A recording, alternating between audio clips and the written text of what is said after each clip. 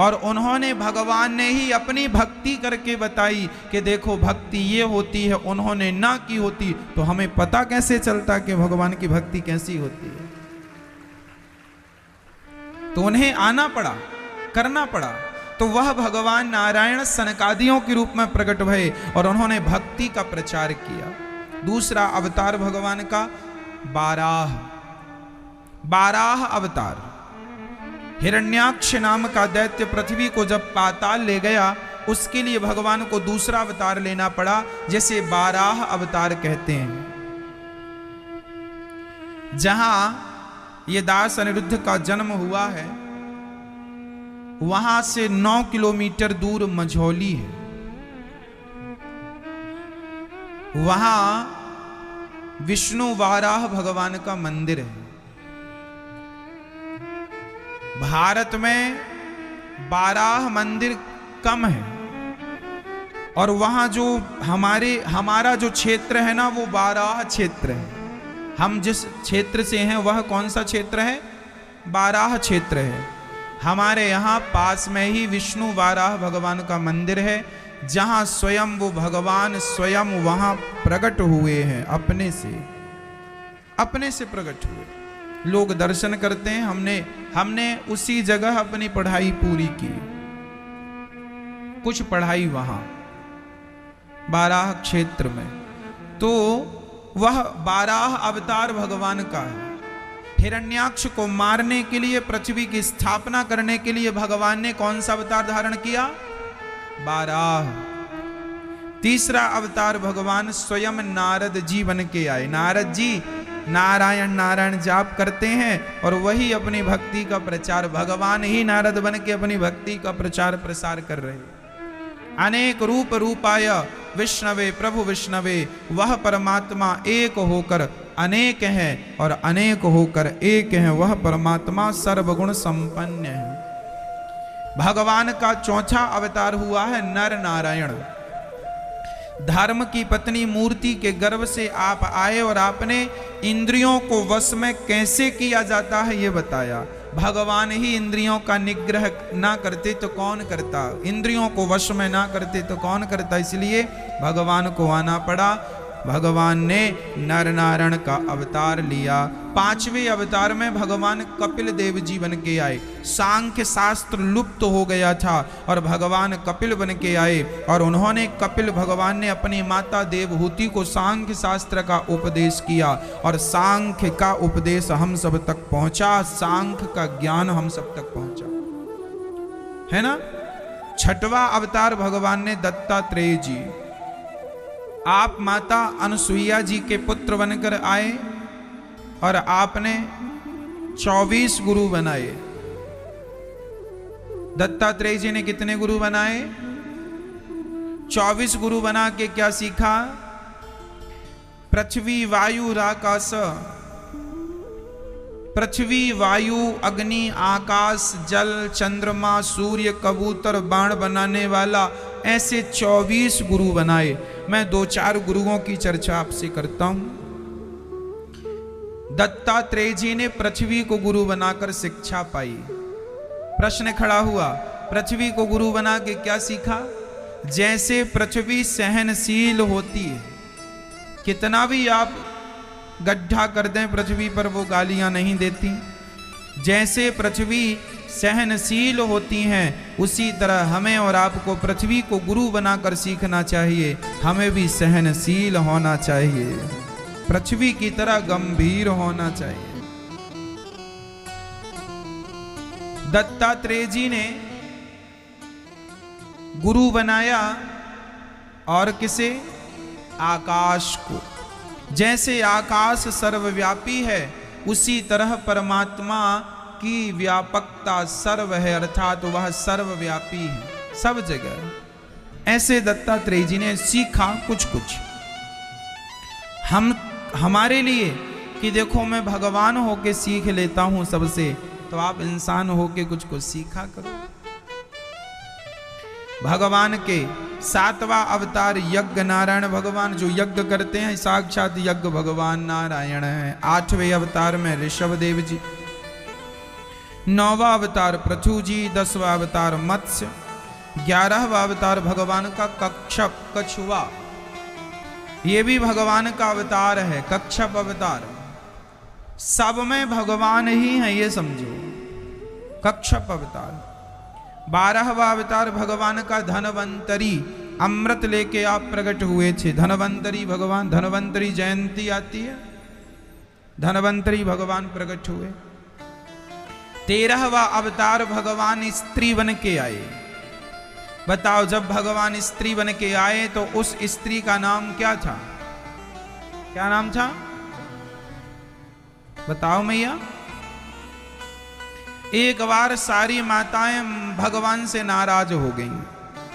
माताओं ने कहा, भगवान आप तो पुरुष ही पुरुष बन के आते हो, कभी स्त्री बनो तो जाने। तो भगवान बोले, चलो तुम्हारे लिए स्त्री बन जाते हैं। तो भगवान मोहिनी रूप धारण करके आए और भगवान का यह 13वां अवतार था। अमृत पिलाया मोहिनी भगवान ने देवताओं को और दैत्य वंचित रह गए। 14वां अवतार भगवान का नरसिंह अवतार। बताओ, नरसिंह अवतार क्यों हुआ था? किसके लिए? प्रहलाद जी की रक्षा के लिए। हिरण्यकशिपु को मारने के लिए नरसिंह भगवान आए। 15वां अवतार वामन भगवान। ये वामन भगवान का अवतार क्यों हुआ? इसी महीने, अभी जो पिछला भाद्रपद मास के शुक्ल पक्ष की द्वादशी तिथि को वामन भगवान की जयंती थी अभी। अच्छा, वामन भगवान का अवतार क्यों हुआ हमें बताओ? वामन भगवान का अवतार किस लिए हुआ था? राजा बलि से 3 पग भूमि मांगने के लिए हुआ। और 3 पग भूमि में भगवान ने क्या क्या नापा? पहले पग में पाताल, दूसरे पग में सत्यलोक, तीसरा पग कहाँ रखा था? राजा बलि के मस्तक पर, यहां। राजा बलि ने कहा, प्रभु अभी तक मेरे धन को नापा है आपने, अब मुझे नाप लीजिए। तो भगवान का जो वामन अवतार है वह किसके लिए हुआ? राजा बलि के लिए। यह बलि अभी पाताल के राजा हैं। आगामी मनवंतर में राजा बलि को भगवान इंद्र बनाएंगे। जो भगवान की शरणागति कर लेता है, भगवान उसे राजा बना के ही छोड़ते हैं। 16वां अवतार है भगवान का परशुराम जी। परशुराम, परशा लिए रहते हैं, परशुराम। परशुराम जी का अवतार क्यों हुआ बताओ? परशुराम जी क्यों आए? परशुराम जी जमदग्नि पुत्र हैं ये। परशुराम जी क्यों आए बताओ? एक सहस्त्रार्जुन नाम का एक क्षत्रिय राजा था, बहुत बड़ा आताताई। उसे मारने के लिए, सहस्त्रार्जुन को मारने के लिए परशुराम जी आए और उन्होंने ऐसे दुष्ट राजाओं को मार करके पृथ्वी में भाईचारे को व्यवस्थित किया। किसको मारने के लिए परशुराम जी आए? महेंद्राचल पर्वत में आज भी परशुराम जी विराजमान है। किस लिए आए परशुराम जी? सहस्त्रार्जुन को मारने, उसका उद्धार करने। ये वही परशुराम जी हैं जो राम जी के विवाह में जब धनुष तोड़ दिया था राम जी ने, तो वहां भी अपना परशु लेके पहुंच गए थे। वही परशुराम जी हैं ये। 17वें अवतार भगवान का हुआ नारायण का वेद व्यास जी। वेद व्यास जी कहाँ रहते हैं? माना गांव, व्यास गुफा। आप कभी बद्रीनाथ जी गए? बद्रीनाथ जी से आगे भारत का आखिरी गांव है माना गांव। उस गांव में सरस्वती नदी के तट पर एक गुफा है, उस गुफा का नाम है व्यास गुफा। आज भी वो गुफा विद्यमान है। ये दास अनिरुद्ध भी वहां गया है, दर्शन हमने किया। वहां पर व्यास जी आज भी रहते हैं, पर अब हमारी दृष्टि से परे हैं। आसपास रहते होंगे, हमको दिखते नहीं है, दिव्य पुरुष हैं। इस दुनिया में जो व्यक्ति जो भी कुछ बोलता है वह सब व्यास जी की वाणी है। व्यास जी ने इतना कुछ लिख दिया है पुराणों में कि आप कुछ भी बोलेंगे वह कहीं ना कहीं लिखा मिल जाएगा। 18 पुराण वेदों का विभाजन किसने किया? वेद व्यास जी ने। तो ये भगवान नारायण के कौन से अवतार हैं? 17वें अवतार। कौन से अवतार? 17वें। कौन है? वेद व्यास जी। कोई आपसे पूछे कि गीता किसने लिखी, गीता किसने लिखी, क्या जवाब है? बोलो। श्री वेद व्यास जी भगवान। गुरु पूर्णिमा क्यों मनाई जाती है? क्योंकि गुरु पूर्णिमा के दिन वेद व्यास जी का जन्म हुआ था। वेद व्यास जी सबके गुरु हैं, इसलिए उनके जन्म के उपलक्ष्य में गुरु पूर्णिमा मनाई जाती है। कोई आपसे सवाल करे तो उत्तर ये है, वेद व्यास जी भगवान के 17वें अवतार हैं। गीता किसने लिखी? श्री वेद व्यास जी ने। श्रीमद् भागवत किसने लिखी? बोलो, किसने लिखी?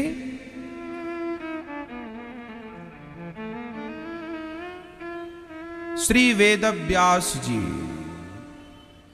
पुराणों का कितने वेद होते हैं हमारे? 4 वेदों का नाम क्या है? ऋग्वेद, यजुर्वेद, अथर्ववेद, सामवेद। पहले एक ही वेद था जिस वेद का नाम था ऋग्वेद। बहुत बड़ा था, तो व्यास जी ने क्या किया, उसको 4 भागों में डिवाइड कर दिया। ऋग्वेद, यजुर्वेद, अथर्ववेद, सामवेद। फिर 4 उपवेद हुए हैं। तो व्यास जी महाराज ने वेदों का विस्तार, विभाजन, पुराणों का लेखन। महाभारत किसने लिखा? बोलो। इस दुनिया का सबसे बड़ा ग्रंथ भारत का नहीं, इस दुनिया में आज तक जितने भी राइटर हुए हैं, जितने भी लेखक हुए हैं, जितने भी साहित्यकार हुए हैं, आज तक का सबसे बड़ा साहित्य किसी का है तो उस साहित्य का नाम है महाभारत, जिसमें 1 लाख श्लोक लिखे हैं व्यास जी ने।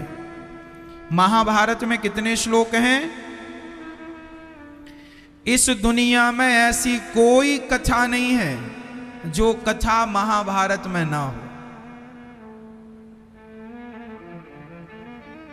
इस दुनिया में भगवान से रिलेटिव ऐसी कोई चर्चा कथा नहीं है जो महाभारत में ना हो। सारी चर्चाएं महाभारत में, राम जी की, कृष्ण जी की, वामन भगवान की, नरसिंह भगवान की, शिव जी की, सारी चर्चा, कोई चीज छूटी नहीं महाभारत से। बात समझ में आ गई? महाभारत के महाग्रंथ को किसने लिखा? श्री वेद व्यास जी ने। 18 पुराणों को किसने? गीता किसका? कोई आपसे पूछा कि गीता किसका हिस्सा है? बताओ किसका हिस्सा है? हाँ? गीता किसका अंग है? महाभारत का ही एक हिस्सा है गीता। गीता महाभारत में है। 700 श्लोक निकाल दिए गए जो भगवान की वाणी थी। गीता किसकी वाणी है?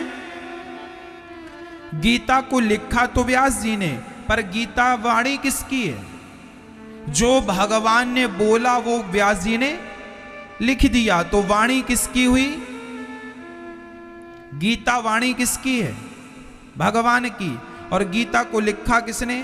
वेद व्यास जी ने। अच्छा, गीता सुनने के श्रोता कौन थे?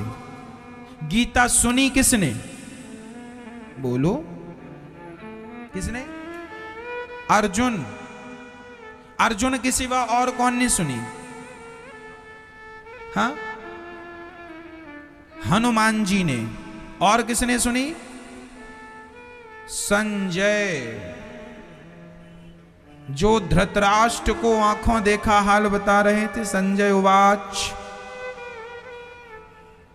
कोई आपसे पूछे कि गीता किसने सुनी, तो श्री अर्जुन ने, श्री हनुमान जी, संजय और भीष्म पितामह। किसने? किसने? भीष्म पितामह। देखो जी, वहां खड़े तो सैकड़ों लोग थे, लाखों लोग थे, पर सुना कौन? जिसे भगवान सुनवाना चाहे वो सुन गए, और जिन्हें ना सुनवाना, दुर्योधन भी खड़ा था, पितामह भीष्म ने सुना, तो उनके बाजू में भी तो कोई सुन सकता था? नहीं, वही सुन सके जिन्हें भगवान, बस मेरी मां, भागवत वही सुन सकता है जिसे भगवान सुनवाना चाहे। आप लोग यहां बैठे हैं, अपनी मर्जी से नहीं बैठे, भगवान आपको सुनवाना चाह रहे हैं, इसलिए आप सुन रहे हैं। ये बिना उनकी मर्जी के आप वृंदावन कैसे आ सकते? और आ भी जाएं तो भागवत कैसे सुन सकते हैं? ये बिना उनकी मर्जी के संभव नहीं है। इसलिए गीता सुनी किसने? कोई आपसे प्रश्न करे तो आप अर्जुन का नाम बताएंगे, इनका नाम बताएंगे। गीता लिखी अलग व्यक्ति ने, गाई कही भगवान ने, सुनी इन लोगों ने। और फिर हम और आप भी गीता सुन रहे हैं। 18वां अवतार भगवान का श्री राम।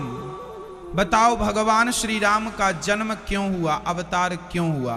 भगवान नारायण के कौन से अवतार में भगवान राम का जन्म हुआ? कौन सा? 18वां। गीता में कितने अध्याय हैं? राम रावण का युद्ध कितने दिन हुआ? 18 दिन। महाभारत का युद्ध कितने दिन हुआ? 18 दिन। राम जी भगवान नारायण के कौन से अवतार हैं? 18वें। अच्छा मुझे उत्तर दो, राम जी का अवतार धरती पे क्यों हुआ? क्यों आए राम जी? बोलो। रावण को मारना। क्या राम जी वहीं से रावण को नहीं मार सकते थे? क्या रावण को हनुमान जी नहीं मार सकते थे? कोई भी भेज देते, राम जी जा तुम मार के आओ, निपटा देता। रावण कोई बहुत हवा थोड़ी था।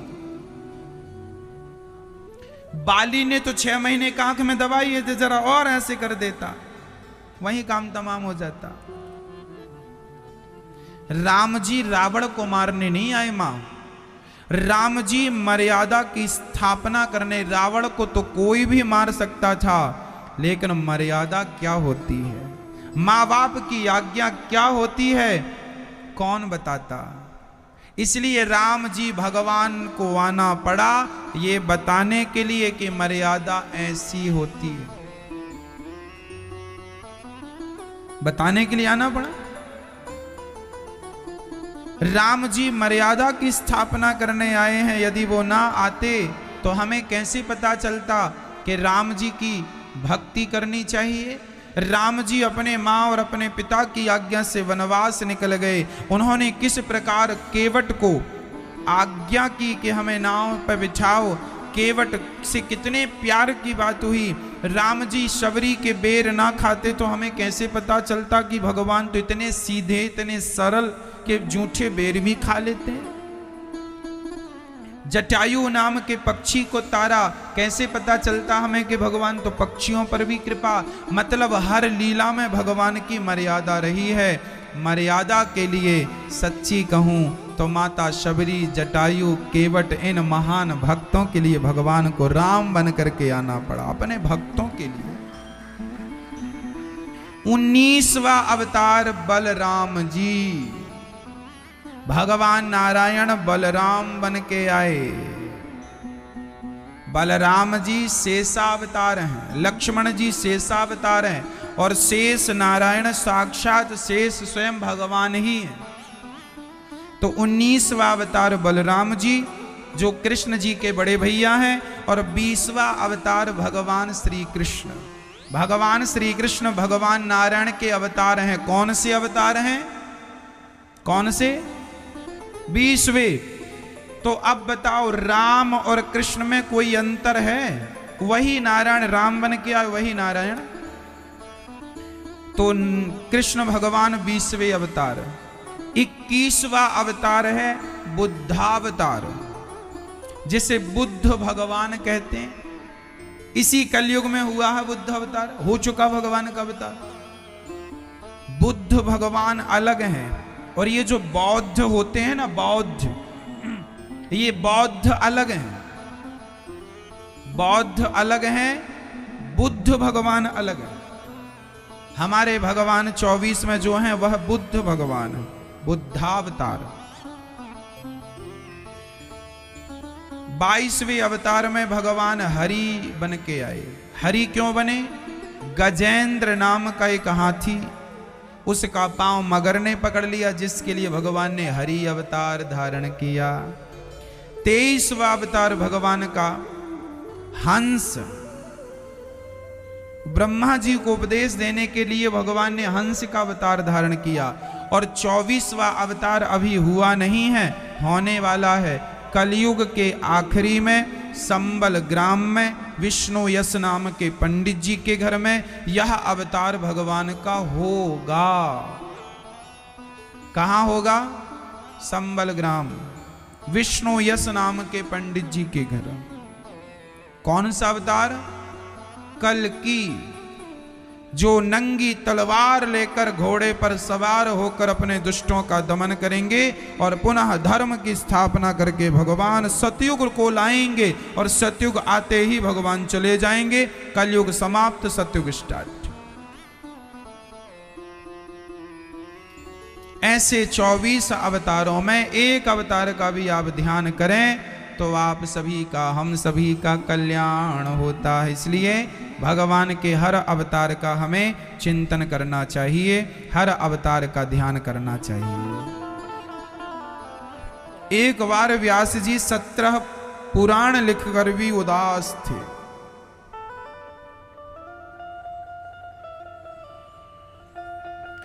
सत्रह पुराण लिखकर भी उदास क्यों? क्योंकि अभी बांसुरी वाले की बात उन्होंने बिल्कुल नहीं की। अभी तक उनकी गोद में वो बैठे नहीं।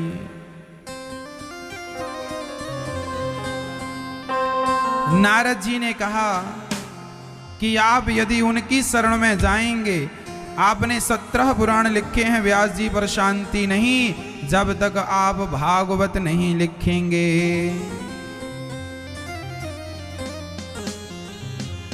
उस बांसुरी वाले की गोदी में सो जाऊं,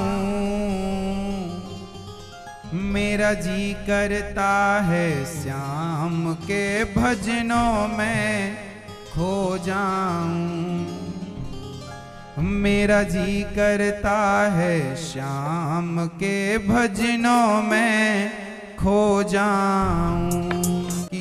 और उस भागवत जी के पावन चरित्र में उन्होंने, देखो, व्यास जी को भी शांति तब मिली जब उन्होंने भागवत की रचना की।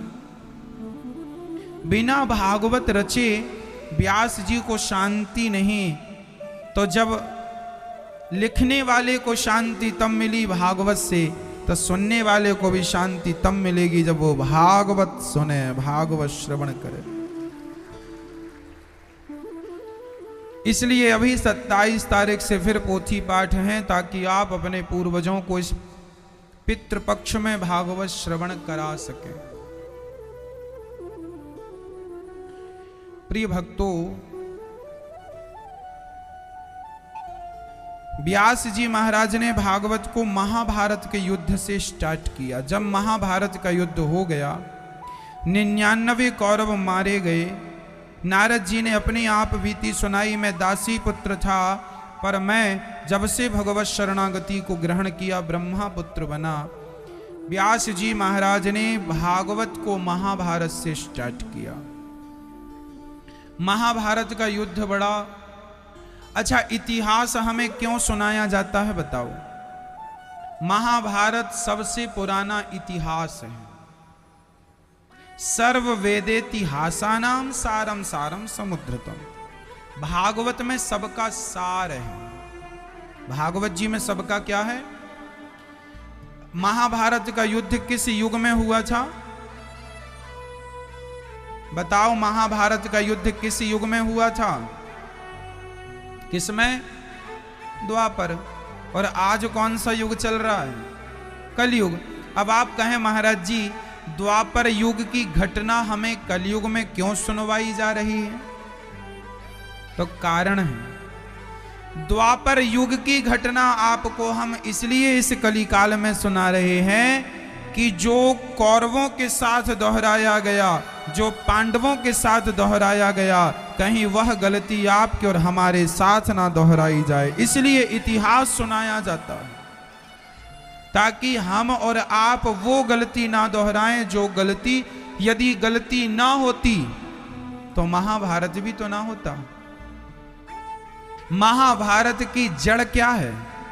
गलतियां। इसलिए हमें जीवन में गलती नहीं करनी चाहिए।